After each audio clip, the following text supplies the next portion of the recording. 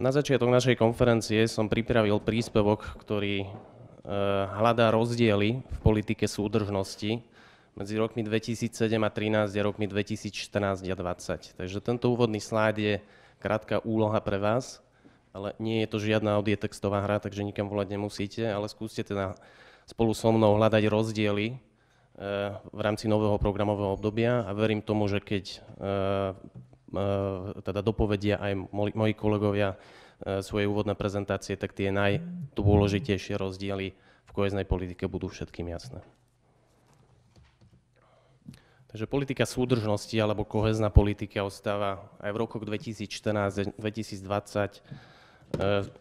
jednou z najdôležitejších politík EÚ so svojím celkovým rozpočtom 351 miliárd eur tvorí skoro tretinu celkového rozpočtu Európskej únie a jeho základný cieľ ostáva nezmenený. Ten základný cieľ spočíva práve v rozdieloch a úlohou kohéznej politiky naďalej bude vyrovnávať regionálne rozdiely v rámci Európskej únie a naďalej teda prispievať, teda naďalej budú tie bohatšie regióny prispievať tým chudobnejším regiónom na to, aby ich dobehli v oblasti infraštruktúry, v oblasti vzdelávania, v oblasti výskumu a vývoja, v oblasti životného prostredia a v ostatných kľúčových politikách EÚ. Ak sa pozrieme na základne kohézne ukazovatele, akým je napríklad HDP, alebo ako je nezamestnanosť, alebo ako je vzdelanie, tak vidíme, že Európska únia je pomerne diverzné zoskupenie krajín a v rámci tých 28 členov tieto ukazovatele vykazujú rôzne hodnoty. Všetky obrázky, ktoré teraz budete vidieť, sú z Eurostatu z roku 2013. Ak sa pozrieme teda na HDP, na nejaký aktuálny obraz, tak vidíme, že v rámci EÚ sú bohatšie regióny aj chudobnejšie regióny. Čím tmavší región, tak tým bohatší, tým je teda ten regionálny hrubý domáci produkt štandardnou kúpnej sily na obyvateľa vyšší a čím svetlejší región, tak tým je HDP nižšie. Takže vidíme, že pri tých starých členoch EÚ je HDP podstatne vyššie ako pri nových členoch. Ak sa pozrieme na ďalší kľúčový kohézny ukazovateľ, ako je nezamestnanosť, tak v tomto je zase ten obraz trochu iný a práve v tých nových členských krajinách EÚ aktuálne v roku 2013 regionálna miera nezamestnanosti vykazovala vyššie hodnoty ako v starých členoch. A ešte taký posledný zaujímavý kohézny ukazovateľ je podiel obyvateľstva s vysokoškolským vzdelaním v skupine 25 až 64 ročných. Tuto tie rozdiely až také markantné nie sú. Samozrejme, kohéznych ukazovateľov je niekoľko. Európska únia sleduje súbor zhruba asi 40 ukazovateľov, pomocou ktorých sa snaží vyhodnotiť efektívnosť kohéznej politiky, ale ja som vybral iba tieto tri najdôležitejšie. Statické obrazy z roku 2013 nám veľa nepovedia o tom, že aké boli zmeny týchto ukazovateľov, takže ešte na dokreslenie celkového obrazu sme nachystali 3 krátke animácie. Zas údaje sú z Eurostatu a spracovanie animácií je naša vlastná výroba, takže skúsme sa pozrieť, ako vyzeral regionálny hrubý domáci produkt štandardnou kúpnej sily. Začíname v roku 2002 a postupne sa presunieme do roku 2011, takže vidíme, ako tá mapa postupne tmavne a ako postupne teda aj tie západné regióny nových členských štátov sa približujú sami k sebe, k Rakúsku nie, takže vidíme, že v Rakúsku rovnakým tempom rastlo HDP ako v tých nových členských krajinách, takže pri HDP o vyrovnaní regionálneho rozdielu moc hovoriť nevieme. Skúsim sa pozrieť teraz na druhý ukazovateľ, ktorým je regionálna miera nezamestnanosti. Podobne animácia začína v roku 2002, čím tmavší región, tým vyššia miera nezamestnanosti. Takže postupom času vidíme, ako postupne mapa bledne. A potom okolo roku 2009, keď bola ekonomická kríza, tak zase začne trochu tmavnúť a končí to takým zaujímavým flakom v Karpatskej kotline na tej východnej časti, teda východná časť Slovenska, severozápad Maďarska a juhovýchod Poľska. Vidíme, že naozaj ten región má dlhodobo teda problémy. A posledná animácia sa týka teda obyvateľstva s vysokoškolským vzdelaním. Tuto tiež začíname v roku 2002, vidíme, ako postupne mapa tmavne, ako sa postupne tie rozdiely naozaj aspoň pri tomto ukazovatele vyrovnávajú. a až v roku 2013 sa dostaneme k tomu, že niektoré poľské regióny dokonca predbehli v pomere obyvateľstva s vysokoškolským vzdelaním západnú Európu, teda Rakúsko. Ako ale vieme, že tieto zmeny sú podmienené kohéznou politikou. O tom existuje kopa rôznych štúdií a na to by sme mohli spraviť samostatnú konferenciu, keby sme chceli vysvetliť vplyv kohéznej politiky na zmenu týchto kohéznych ukazovateľov, ale pre účely dnešného dňa a pre cieľ tejto konferencie nám stačí vedieť, že aspoň snaha sa Európskej únie uprieť nedá a samotná kohézna politika je pravidelne prehodnocovaná každých 7 rokov.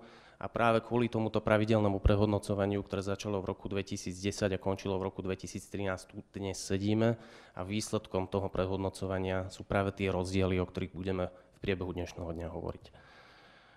Skúsme sa teda vrátiť k tým rozdielom a skúsme teda spolu hľadať nejaké konkrétne rozdiely na úrovni jednotlivých prvkov kohéznej politiky. Na to, aby sme to pochopili celé v súvislostiach, tak sa musíme vrátiť ešte do rokov 2007-2013 a ešte možno aj pred toto obdobie.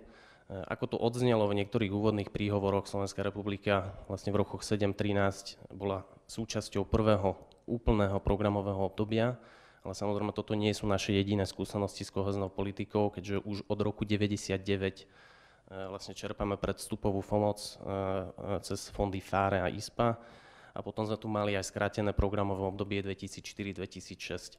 Všetky tieto obdobia mali slúžiť na to, aby sme sa naučili efektívne využívať kohéznu politiku a aby sa nastavili interné pravidlá v rámci krajiny na to, aby tá kohézna politika mohla byť naozaj účinne využívaným nástrojom. Zmeny, ktoré vlastne sú v rokoch 2014-2020, vyplývajú z jedného dôležitého strategického dokumentu, ktorý nahradil Lisabonskú stratégiu práve v roku 2010 a ním je stratégia Európa 2020. Takže všetky obsahové prvky, ktoré sú v operačných programoch, ktoré sú v spoločnom strategickom rámci, práve vychádzajú z tejto stratégie, ktorá si stanovila za cieľ na najbližších 10 rokov v rámci Európskej únie dosiahnuť inteligentný, udržateľný a inkluzívny rast. Všetky tieto koncepty sú potom konkrétne rozpracované na úrovni tematických cieľov a investičných priorít, ktoré sú súčasťou potom budúcich operačných programov. Ale samozrejme nová stratégia vyžaduje aj nové metódy a nové nástroje a tieto vznikli práve v roku 2013 publikovaním novej sady nariadení k novému programovému obdobiu, takže máme k dispozícii teda nové všeobecné nariadenie a k nemu prislúchajúce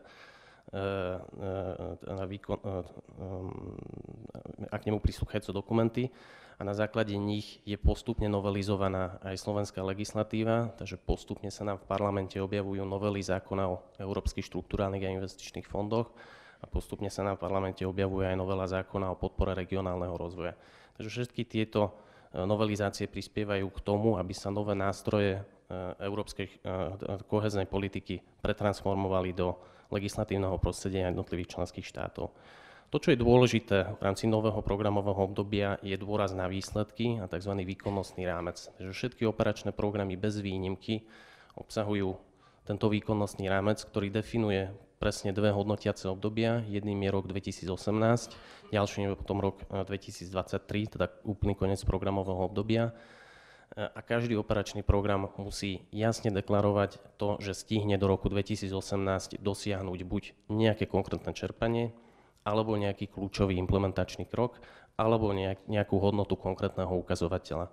Nemôže sa nám stať to, čo sa stalo v aktuálnom programovom období, že pokiaľ niektorý z operačných programov nebude dostatočne efektívne čerpaný, tak jednoducho príde o svoju výkonnostnú rezervu a tieto peniaze budú presunuté do toho operačného programu, ktorý bude efektívnejšie implementovaný. Ďalšou dôležitou zmenou, ktorá by mala vstúpiť do platnosti od 1.1.2016, je tzv. Elektronická kohézia alebo elektronická súdržnosť. Ak sa to naozaj pretaví do reality, tak skončili časy s veľkými archivačnými krabicami a s obrovskými balíkmi projektov, pretože kompletná komunikácia s riadiacimi orgánmi alebo so sprostredkovateľskými orgánmi by mala prebiehať elektronickou formou a práve na toto má slúžiť potom portál ITMS, ktorý sa aktuálne tiež prerába a prispôsobuje sa na tieto nové požiadavky. Ďalšou dôležitou zmenou je oblasť pravidiel oprávnenosti. Pri tomto Európska komisia pristúpila, môžeme to nazvať trochu k centrálnemu diktátu, keďže v pravidlách oprávnenosti boli v rôznych členských štátoch rôzne podmienky, ale snaží sa to prostredníctvom harmonizačných nástrojov teraz vyrovnávať. A Európska komisia sa snaží o to, aby pravidlá čerpania európskych štruktúrálnych a investičných fondov boli naozaj rovnaké vo všetkých členských krajinách, aby tie podmienky boli porovnateľné. Ďalšou veľmi dôležitou zmenou je potom integrovaný prístup alebo aj miestny rozvoj vedený komunitou, kde princíp partnerstva priberá na váhe a má sa to prejaviť, respektíve malo sa to prejaviť už pri príprave operačných programov, pri ich vykonávaní, pri monitorovaní a takisto pri hodnotení projektov, kde socioekonomickí partneri majú dostať vyššiu úlohu, ako to bolo doteraz. Ako sa k tomuto dostaneme? Teda ako budú tieto nástroje pretransformované do národnej legislatívy? Tento proces sa volá programovanie a aktuálne sa to deje aj u nás na Slovensku. Že pred zhruba asi nejakými 2 rokmi vznikli prvé pracovné skupiny, ktoré začali pripravovať návrhy operačných programov a pri všetkých operačných programoch v týždni od 19.9. začali už oficiálne rokovania s Európskou komisiou a postupne by mali byť poschvaľované. Takže najbližšie alebo prvé by mal byť asi integrovaný regionálny operačný program kvalita životného prostredia a výskum a inovácie a ostatné operačné programy budú postupne schvaľované do nejakého januára, februára budúceho roka podľa nášho odhadu. Samotný proces programovania ale samozrejme je ovplyvnený aj rôznymi inými parametrami. Pripravil som tu krátky obrázok, že ako môže v súčasnosti vyzerať ministerský úradník, ktorý pripravuje nové programové obdobie. To, čo vidíte, alebo to, čo ho naháňa, je snehová guľa. A tá snehová guľa znázorňuje nevyčerpané peniaze, ktoré sa u nás naakumulovali vďaka tej výnimke, ktoré sme dostali spolu s Rumunskom. Takže tie peniaze nám neprepadli síce na konci roka 2013, ale prepadnú nám na konci roku 2015, tak či tak ich musíme vyčerpať. Takže tento obrázok znázorňuje to, že ministerstva sa síce snažia pripravovať nové programové obdobie, ale veľmi, veľmi veľká ich kapacita súčasná je práve ešte stále alokovaná na staré programové obdobie a je ešte práve alokovaná na to, aby sa tie peniaze dočerpali. Ak sa pozrieme na nejaké konkrétne čísla, tak tieto figúry, vlastne to väčšie číslo je výška zazmluvnených prostriedkov, to menšie číslo alebo červený stĺpec je výška vyčerpaných prostriedkov. Celkovo na úrovni Slovenska sme teraz zhruba na úrovni asi 54%, ale z tohto kartodiagramu veľmi pekne vidieť to, čo